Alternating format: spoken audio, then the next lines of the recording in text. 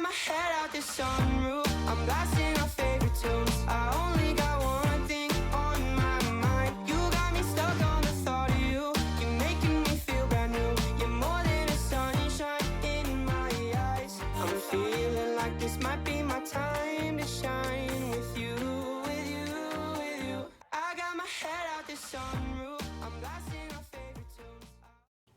Welcome to episode 4 of In the Middle and Out of the Box. This is our Brightline edition. As you know from our last episode, I was going to the soft opening down at Brightline Station in Boca Raton, and it was fabulous. I am so excited about this. Again, I keep saying it's a game changer and it's historic. So a couple of things I want to talk about. First of all is I took pictures so that it looks like you're on a walking tour, which is great. So piece by piece, you're going to see how the station is, what they offer, and we're going to go through the whole station and the train car. And then I'm going to go back over some details just to make sure everybody knows everything they can. I asked a lot of questions, and I know there's been a lot of articles and pictures and so forth, but I don't think anybody's gotten into the detail that I have. So I want to make sure that you have all that information. So first thing I want to talk about is when you're walking up to the station.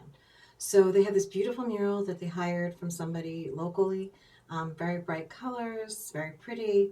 Again, everybody has their own interpretation of art, but again, it's a very nice entryway. Once you get up to the top of the ramp and the stairs, you walk on the doors, and the first thing you see is 3 ticket machines.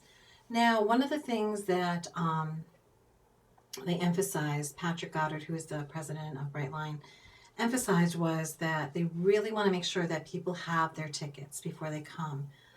That way they're open to all the different ticket types and discounts and so forth online. When you actually go to the station, it's just not as efficient and effective as doing it online. So they said they do have ticket machines there for you, last minute riders, whatever, but they keep pushing the fact that they really want you to do this online. So that's what you see when you walk through the front doors of the ticket machines. This is a picture of behind you. So as you're walking through the door, you'll see there's turnstile type machines that you walk through and scan your ticket, and that will get you into the station, which is great. One of the things that Mr. Goddard mentioned was that Brightline is the only train in the country that actually has security and scanning and x-ray for all your bags, your carry-ons, and so forth. So again, this was the day that the station was not open. They did not have employees there. This was just the physical building that we were taking a tour of. So that's why it looks abandoned, but basically it's going to be thriving once you're going there now that the station's open. Everybody's bags are going to have to get scanned, which should hopefully make you feel safer. So that's a great chance that they've done there with making sure they have security at the station and on board. After you pass the security station, you're going to be walking down, and you're going to be coming into just the main general smart car waiting room for everybody. Anybody can sit there. If you see, all the furniture all has ports in it for laptops, phones, whatever. And there's also monitors on the walls for schedules, trains. They might be playing television, I'm not sure, but very neat, clean, modern. And that's the general waiting room. The next picture, you'll see the general waiting room looking further down, and you'll see that you have something called an autonomous cafe, which is really neat. It's all digital. So basically you walk in, you scan your credit card, and then you walk around the little cafe there and you pick whatever you want, and then you just walk out the exit door. There's a different door for the exit door on the side. And Mr. Goddard also mentioned that a lot of people on some of the other stations where they have the same thing are afraid that when they walk out with things, they're stealing things, and they feel like they're uncomfortable. And he says it takes a little time to get used to it, but basically there's digital technology there. It's all autonomous, no checking out, no cashier, nothing. Scan your credit card when you walk in. There's a little turnstile that you go through, and then you pick what you want and walk out, and that's it. So it's going to be a little hard to get used to that, I think, for some people. I can understand why they feel like they're leaving with things and they don't know what to do. But again, it's just technology, new technology, which is great. They did fill the Autonomous Cafe up with some things, just again, trying to stage it for the soft opening. I'm sure there's plenty more things in there now. They were just basically trying to show you the visuals of how the autonomous cafe is going to look. So again, it's just a visual. Okay, right around the corner from the autonomous cafe, you're going to see a beautiful work table. It's got obviously ports in it, schedules that are going to be on the wall, chairs, and so forth. So for people that want to do work while they're waiting, this is perfect for them. Wi-Fi is all throughout the station, great Wi-Fi. So again, this is a great opportunity for a workspace. Then all the way down at the end, the last part of the station is the premium lounge. Now the premium lounge was not really open for the soft opening. They hadn't quite finished it yet. So that's why you see they put all these bushes and trees to kind of prevent everybody from going in there. But they did try to stage it a little bit to kind of give you an idea of what kind of it's going to look like. I was speaking to one of the maintenance people there, and they told me they still had a full trailer full of furniture for the premium lounge. He was actually one of the construction workers that they actually had just put some chairs and tables in there to kind of just fill the space for the soft opening. But I'm sure by now that the station's opened that there's lots of furniture in there. So this is, again, just giving you a little example of the premium lounge. Again, it should be much more filled up with furniture, probably similar to the general waiting area. In order to get into the premium lounge, you do need to go through, again, this turnstile type of equipment that you scan your premium ticket. Now, the reason why there's this division is because the premium tickets are higher priced. And so let me tell you a little bit about that. So what's included with the premium ticket? Everyone's like, well, why is the premium ticket so much higher? There's a couple of things. First of all food, snacks, beverages, and alcoholic beverages in the premium lounge, which they're going to be offering here in Boca, and also on board in the train car, snacks, food, beverages, and alcoholic beverages are all included in the ticket of the ticket price. So there's no additional money needed. Whatever you buy, whatever you ask for, you get, and there's no additional money that's needed. In addition to that, the premium car also has a different configuration, and I'll get into that when we get to the car. But I just want to explain to you the difference in the ticket pricing. So you also have your own separate lounge. So here's the exit. So again, there's several exits off of the station onto the platform, which is right there. You don't have to go over stairs or anything like that. And there is a big gap. I don't know. I used to take the trains in New York for a long time, and everyone's like, watch the gap, watch the gap. So this is a big gap. So just, it looks like they have an extended gap cover there, so you shouldn't have any issue or problem. But I just want to make sure to point that out for safety reasons. Okay, next after you go onto the train, you'll see this is the attendance area. The attendants have a lot of storage units and storage compartments. There's some additional ones off to the right there that you can't really see. But you have this nice entryway, and then there's glass doors that actually are closed off for the actual main cabin of the train. So they don't bother whatever they're doing. They can just come in through the glass doors when they're ready. Another thing also I just wanted to mention about the premium car is the premium car gets 1 or 2 attendants per car, so that you have the one-on-one kind of attention or service. Whereas the smart cars, I think it's 1 or 2 they mentioned for all of the smart cars. So it's not quite as the attendance that you get for the premium car. So unfortunately, this person was in my picture, but it was the only picture I could get. So here's again when you're walking into the entryway there, the attendance area. Those are the glass doors. And then here's the seating through the glass doors, looking into the car. And then we're in the car. So now I mentioned earlier that the premium car is set up a little bit different. So the premium car is set up where they have 2 on one side and a 1 single on one side. So they have less seating in the premium car, less people. They usually are facing each other, and some of them do have tables. So on both sides. So it really depends on what you get. When you reserve your ticket, you do get your own selected seat. You get a reserved seat for you, so it's not open seating. So you can pick the type of seating that you'd like. What's nice about this, again, is just that there's tables if you want them, if you need them, if you're going to work. If not, you don't have to have a table and so forth. You can do that while you're picking your ticket online.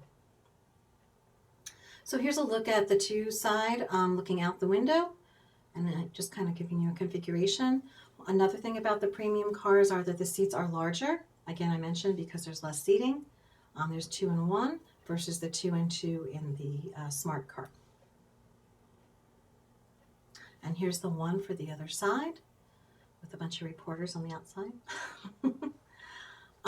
So anyway, I said, can I please come in and take pictures? And he's like, okay. So he let me in to take some pictures. So here's the parking garage. Now I did want to mention that the parking garage actually has a monthly pass for the commuters that are, or the students that are using this every day. It's a monthly pass. And then also, there's also a monthly commuter pass for the actual train tickets at a discounted rates for daily use. So you have the commuter pass on the train fare, and you have a monthly parking pass that's available also at a discount. So again, this is not for the casual once in a while type of person, but they do offer that, which I think is great. And that's it. So I just wanted to go over some details before we go on to the next subject. I took so many notes, but I do want to make sure that I get to them. So again, the premium lounges include food, beverage, alcoholic beverages, and also the premium cars do the same.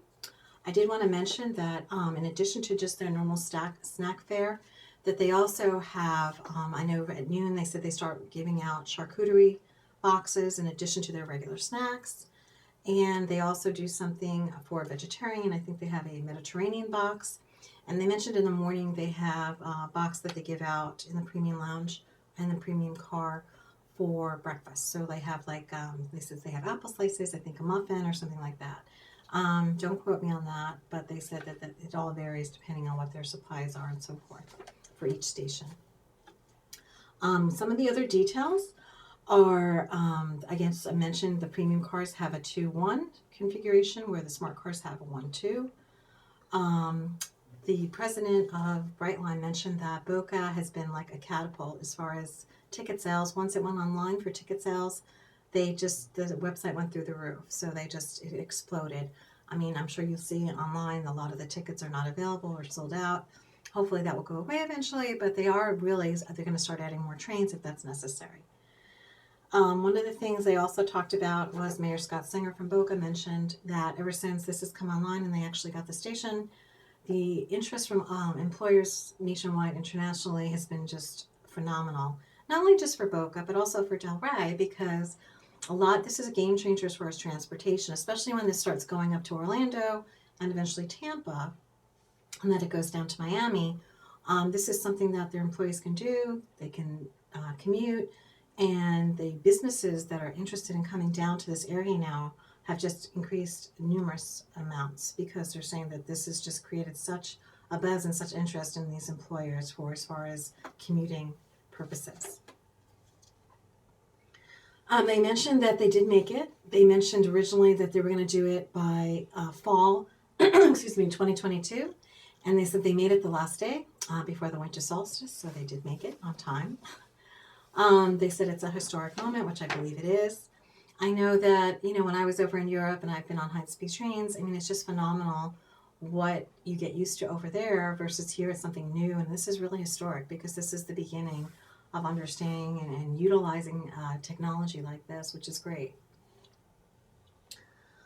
I wanted to talk about the roundabout and the drop-off and pick-up. So basically you drive in and there's a nice roundabout. I covered that in my last episode. I had pictures of that. Very easy, just there's a roundabout, dropping off, picking up tickets in advance, encouraging online is the best way. Assigned seats, they have assigned seats. Wanted to talk a little bit about the experience. So a lot of people are not understanding Tri-Rail versus Brightline. They're two different purposes, okay? So basically, Tri-Rail it stops at every stop. There's no real frills, there's no food, beverage. There's no real transportation from the station to anywhere. It's really just a basic commuting type of train, which is fine. This, though, Brightline is a little bit different. It's about the experience, right? So we have the Brightline Plus, that whatever station you land up, if you reserve for a Brightline Plus, we actually get transportation within 5 miles of the station to take you anywhere. So that really helps a lot. Museums, the beach, wherever you want to go. Again, the airports. So it's all about design. So they're talking about like the architecture of the stations, the configurations of the train. They even talked about down to the scent. When you walk into the stations, they have a scent to them, which is really important. They also talked about the way they look. You know, they have uniforms. They're very neat, very, just very upscale. And they just, everything is just down to the detail is very, very important for them. Again, the stations were immaculate. Now, I understand Boca just opened, but even going up to West Palm, when you visit that, I mean, it's still extremely clean. And that station has been open for quite some time now. So, immaculate, they keep it immaculate, the restrooms, everything's just spotless. Very important. Digital. So, we talked about the autonomous cafe. They're trying to be very high end as far as digital, make it very easy, touchless, just walk through the station, get on, pick up your snacks, whatever. Basically, he mentioned that this was a quote from him, Mr. Goddard, train travel doesn't have to suck. So basically, okay, so train travel doesn't, right? It could be something that's enjoyable, stress free. You actually can get off where your destination is and not be stressed out. I mean, I can imagine, as we've all done, driven to Fort Lauderdale or Miami, there's always construction on 95 and so forth. So this is just stress-free. You get off, you've had your drink, you've had your food, you've had your charcuterie box, and you get off to wherever your destination is, and you have a ride waiting for you. So again, these are some of the things that kind of set them apart. Also, as far as, like I mentioned, security. I mean, the only station in the countries or stations in the country travel line that have screening areas where they scan bags. They have the premium lounge and so forth. So those are the things that I wanted to make sure everybody understood. And I mentioned the commuter pass, the garage monthly pass. And so I think you'll enjoy it. I think you should try it.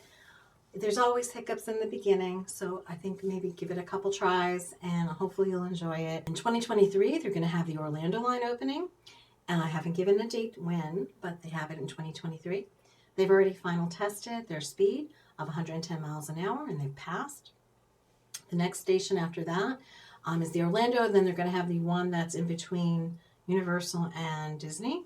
And then they're going on to Tampa. So again, this is all good things coming. Again, it's not about the price, it's about the convenience, the less stress, the experience, and so forth. So one other thing I wanted to mention before we go on to the next subject is that even this I have an out-of-the-box idea for. So I think that once they start going to Orlando and even Tampa, I think they might need a third class of car. I think they might need a more upscale car because it's a longer ride. So I think something a little bit more luxurious, something a little bit more inclusive as far as meals, things like that, I think would be much more apropos for a longer trip. But again, that's just an out-of-the-box idea. Right now, they're not planning on that. They didn't mention that. But I did see something that I saw that might be really helpful too, especially in the premium car where they have less seating. So here's an out-of-the-box idea. It's a rotating train seat. And again, there's a video. So let me show you a video. And we'll see you on the other side.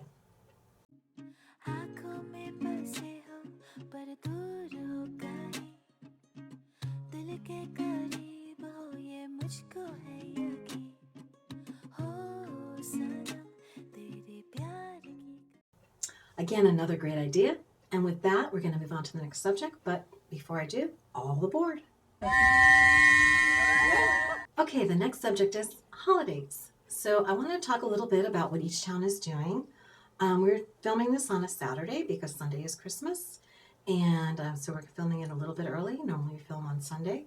But I did want to just show a little bit about what some of the towns are doing. So Delray, of course, has their 100-foot Christmas tree. They have their carousel.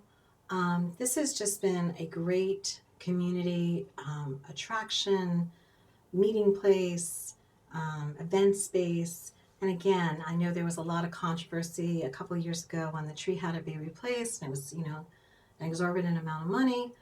But I think a lot of times we have to think beyond that. We have to think about what does this give us as far as a community?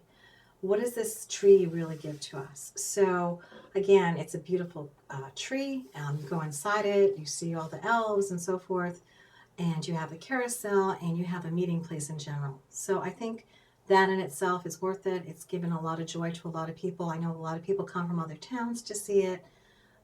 It's just definitely something to aspire to. So kudos to Del Rey, a great decision. And let's take a look at Boca Raton. So now Boca Raton used to have a larger tree, if I recall properly, and it used to be where the Meisner Amphitheater is. A couple of years ago, they moved it down all the way to the end, and the tree seemed a little bit smaller to me, and I think a couple other people. And I know there's always been a constant controversy every year. Why is the tree at the end? Why is it so small? And so forth. So again, could it be bigger? Could it be back in the center of things up by the amphitheater? Absolutely. It should probably be. I know a lot of people really miss it being there. So it's something to think about, Boca Raton. But again, what you have is beautiful. And, again, a nice picture opportunity, a community event, a meeting place, and so forth. They also both offered Boca Raton a menorah lighting, and also Delray Beach had their menorah lighting also, which was great. I did want to mention Highland Beach. So before we go on to the next subject, I just wanted to tell you kind of a funny story about Highland Beach and what they had. Unfortunately, I could not find any photos. I don't know why. They've been wiped from everywhere, but I just want to give you a little story. So when I was vice mayor, and I was elected vice mayor of Highland Beach, it was becoming around Christmas time, Thanksgiving time, and I, inquired what do we have for decorations, and some of the city staff told me, well, this is what we have, and they dragged out this, old box that had this, I think it was a 6-foot Christmas tree, and it was all broken, and it was taped up, and they had decorations from 1950, and I was like, you're kidding, right? And I'm like, come on, guys. So we really, this was another case of we have to spend money. We're a community, we're a city, we're a town, and we have to, be a role model, and we have to kind of put some effort into this. So the first thing we did is we hired Brandano Family Decorating Services, and they came up, and I sat with them, and I kind of went over what my envision was as far as huge tree, lots of decorations, lots of lights. We had those old yellow lights from I don't even know when, and we obviously needed new lights anyway. And so we got the really bright LED lights that were crystal clear, like white bright lights. And we had the whole town hall decorated, everything, icicles everywhere of lights coming down. The tree was all lit up. We had a huge dreidel that was lit up. We had a nativity scene. We had a menorah. We actually decorated the firehouse that was right next door to City Hall, if you're familiar with Highland Beach. Huge decorations, wreaths and lights and everything. And I know a couple of the other firehouses in Delray came to them and said, hey, why are you guys all decorated? We don't get decorated. So it was a fabulous opportunity to decorate and just come back with a blast and come back with a real show of support for the town, and that, we can do things better here. And I know that over the years, the last few years, I know they've kind of scaled back a little bit, which, for whatever their reasoning is. But it was just really nice because it was a community center again. It was a place to gather. We had a huge holiday event. In Highland Beach, we're only on A1A, so they had trolleys picking people up back and forth instead of bringing cars because of the limited amount of spaces. So everyone enjoyed going on these trolley cars and being dropped off at town hall and so forth. So it was a really great event. But it's just one of those stories again about how these things could really happen. It's just mind-boggling. But anywho, so I just wanted to tell you that funny story about Highland Beach. So let's move to the next subject. So my out-of-the-box idea for this week is to re-engage into the Vision Zero initiative. So Vision Zero is not just green bicycle lanes. So I'm going to kind of explain it a little bit. The Vision Zero has been around for a couple of years, at least five-ish years. It's a national initiative, and I know Florida also has taken it on, and also Palm Beach County. Now, Palm Beach County has the TPA, the Transportation Board or whatever, that they're in charge of all of roads and things that get approved in Palm Beach County, and they work hand in hand with FDOT. And I had done a presentation actually for Highland Beach when I was with Highland Beach on Vision Zero and how important it is to get our roads, because especially along the A1A corridor in Delray, Boca, and Highland Beach, we have a lot of problems with bicycle riders and cars not mixing well and limited amount of space. So it was really important to try to get this initiative going. So let's try to first step back a little bit and explain what Vision Zero is. So here's actually a street. Yes, it's a street in New York City. Because I know I'm going to hear, well, that's New York City. I'm like, yes, I know it's New York City, but I just wanted to make sure this was the best visual I could find, and it's really clear and shows really good. So basically how Vision Zero works is everybody has a place on the street. Okay, so you have your bicycle riders, your buses, your walkers, your cars. Everybody knows where to go. Everybody knows where to stay. Most of the times it's color coded, and they don't stray from their area. So which is perfect because everyone stays where they're supposed to stay and they don't intertwine and get into trouble. So that is what Vision Zero is. It's clearly marking intersections and bike lanes and turning lanes and so forth. So Vision Zero, if you look at Palm Beach County, I just picked up Boca and Delray real quick here. 34% of traffic deaths occur on just 5% of our streets. So you can see the top corridors where the accidents consistently happen. And yes, I know a lot of us say, well, driving in New York or New Jersey is a lot worse. I don't necessarily know if I agree with that at this point, because there's been so many people that have moved down here. It was 1,000 per week, and it still continues. We're still the top new state for people to move into as of currently. So basically what's happened is our infrastructure is overburdened. It's overcapacity. There's too many people, too many cars, and you see this map here of where all the issues are. And again, you have, LinkedIn, Atlantic Avenue, Lake Ida, A1A, Federal, and so forth. So it's all local roads to us that are the, 5% of our streets that 34% of the traffic deaths occur on. So it's pretty scary. So anyway, so how can we make this better? Well, first of all, let's talk about crosswalks. So crosswalks are pretty interesting here. So, most towns, Highland Beach too, put their crosswalk signals on the sides of the road, right? So people come up, they want to cross the street, they push the button, and the lights on the side of the road flash. Well, unfortunately, that doesn't really match with where driver's vision and field of view is going. So you'll see here that the faster they go, 20 miles, 30 miles an hour, 35 miles an hour, which is where most of the speed limits are on A1A, and even 40 miles an hour, the field of vision goes closer and closer to the center of the road the faster you go. So having sidewalk crosswalks, flashing lights on the sides of the road does absolutely nothing. And that's why a lot of people don't really see them until they're right up close to them, and sometimes too late. So we have to change our thinking again. We got to retrain ourselves to say, this isn't the best place to put our flashing lights, right? So where else can we put them? So one of the ideas is to put obviously lights across the crosswalks so that as you're approaching the crosswalk, these lights are flashing and everybody can see them, the drivers per se. So that's one idea that's been successful. Another idea is, rather than having people push buttons, which is another issue because sometimes they don't push and they just start walking across the street, is to have these touchless crosswalks. Now these actually are over at FAU. So they're currently being used in the area, and basically just the motion going through them starts the crosswalks. Now these ones at FAU actually have the embedded lights in the actual crosswalk itself. So the people walk through, the lights start flashing in the middle of the road also, in the middle of the crosswalk, and people can see them. This is another idea. Instead of flashing, they actually have it just lit so that everybody can see it across the whole crosswalk. So there's a really neat kind of video with this. I wanted to just kind of show you guys that and put it into play and actually see it at night and how it works. So I will see you on the other side of the video.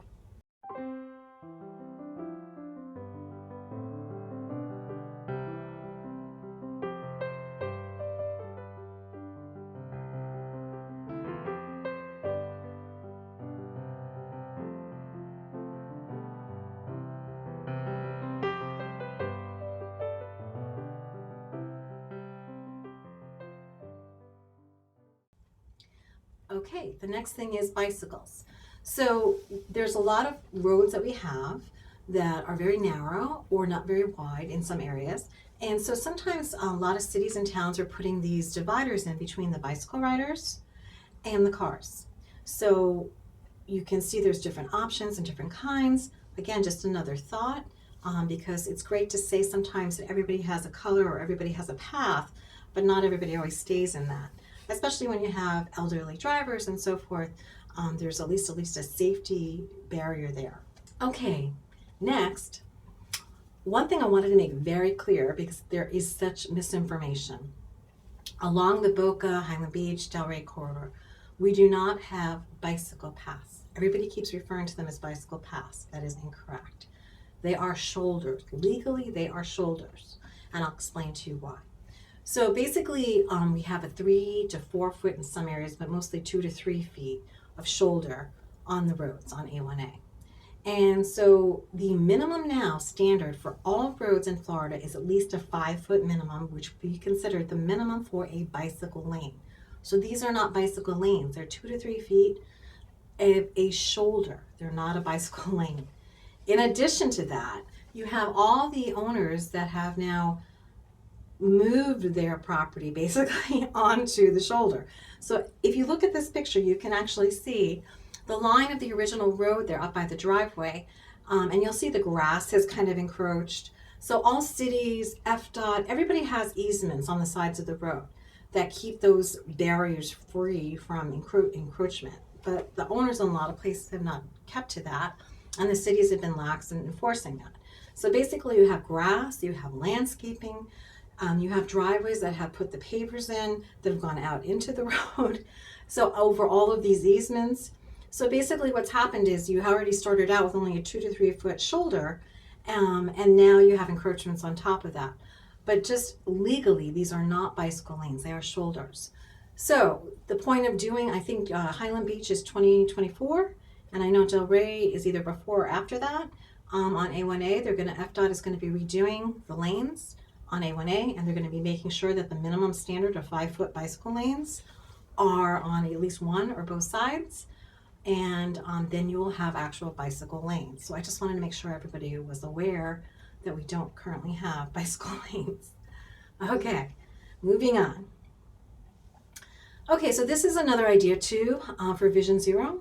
Again, everything's about bright, color, visual, to make sure everybody can see everything. So this is interesting because they're using actual little tiny pieces of material that charge during the day, and then at night helps with visual. So again, you could probably use this in crosswalks, or you could use this on sidewalks. And there is a nice video here, so I'm going to show you the video.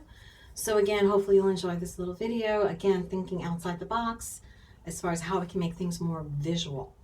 Okay, so I'm going to show you the video, and I'll see you on the other side.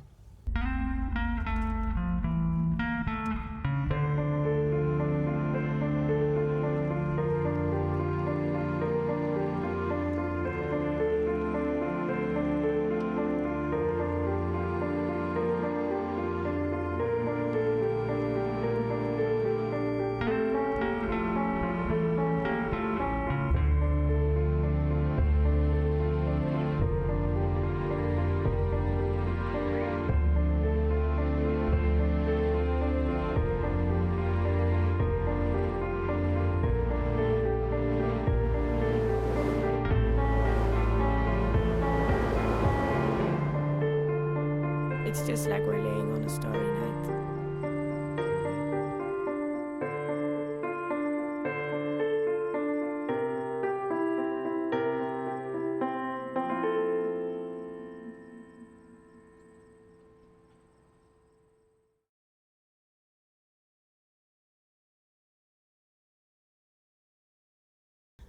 Okay, so hopefully you enjoyed that video. Again, just give you some food for thought. And what we do need to do, though, as far as just what Boca and Delray is doing, I just want to briefly go over. Boca came into and did a resolution October 25th, 2022. So they were a little bit late to the game. Like I said, this has been around for a while, Vision Zero. But they cited that the City Council hereby adopts Vision Zero as the policy for all road and traffic safety in the City of Boca Raton and directs near and long-term traffic planning, all traffic planning to be based on Vision Zero principles. So basically they're stating that any road near or far that's going to be planned or project ahead is going to have Vision Zero principles applied to it. But again, they could also make sure that they apply them to the roads they currently have, which would be extremely helpful. But again, at least it's a step in the right direction, and they're making sure that these things are planned ahead of time with planning, to make sure that they're planned properly with engineering and so forth. So that was Boca. Now, actually, Delray did something in February in 2022, a couple months ahead of Boca. And what they did is they made a committee. They wanted to, well, first let me go back. They actually said the City Commission of Delray Beach hereby establishes a goal of 0 traffic fatalities and severe injuries within the city of Delray Beach by 2035. Well, that's a great goal, and I kudos to them, but unfortunately, I don't think anything's been done since February of 2022. I know that they had the City Commission made a committee comprised of 5 members, representing Delray Beach Police Department, the Development Service Department, the Public Works Department, and another representative, including the city manager. Well, I think, first of all, the committee should be expanded to include some residents, both bicycle riders and drivers in the city that are active participants. And I think that we need to make sure that this starts meeting, because I don't think they've met since they came together as the committee, or they met once. And also, it was noted on the TPA, when you listed the cities and who's participating, Delray and Boca are both listed, but Boca does have a designated person that participates and goes to their meetings, but Delray's slot is vacant. So I think we really need to make sure that we're all really serious about this. Fatalities continue to go up, and we need to make sure that we put somebody in that position to make sure that they are up and can start getting things really rolling for Delray. The other part of Delray, too, is that they have the city manager to address all vehicular crashes resulting in fatalities and severe injuries through a combination of engineering, evaluation, and community engagement and education. And again, I don't think anything really has been done there. So again, this isn't about pointing out issues or faults. It's about, we need to make sure that we get going on this, especially if you have a resolution that you're not going to have any injuries or accidents or deaths by 2035. We got to get going. So anyway, so that is Vision Zero. I hope you enjoyed those videos. And we're going to go to the next subject, which is the Science and Technology Corner. It's always fun. So I saw this and I just was like, oh my gosh, this is a great new technology for all the science and technology people out there. You're going to enjoy this. So this is a new 3D billboard, and the best way to show it is going to be the video. So I'm going to show you a video now, and I'll see you on the other side.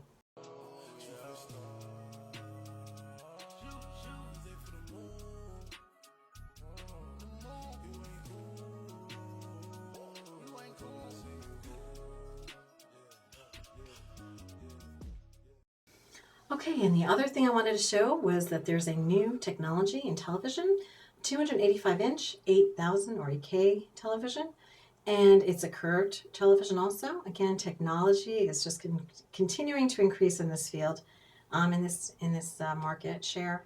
So again, I want to show you how fascinating this is. There is a video for this, so just again, sit back and enjoy.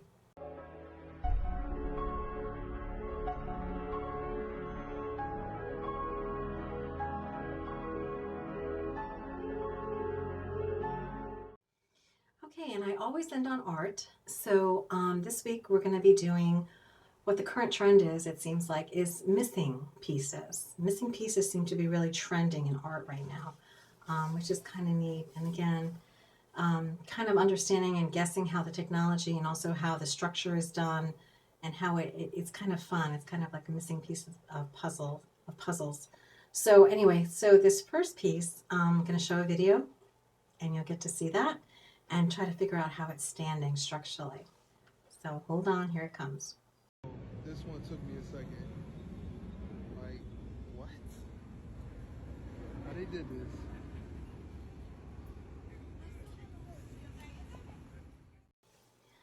Okay, this is another example of missing pieces, a new trend. And basically there's a lot of artists right now that are painting trees or tree-like structures, So make it look like there's just nothing in there in between the stump and the branches. And there's all kinds. There's, people in between, bunnies, animals, whatever. This one actually looks like just a landscape picture, but it's pretty interesting and neat to see. And again, just fits in with the current trend of missing pieces. There is a video for this, so I'm going to show you that too. See you on the other side.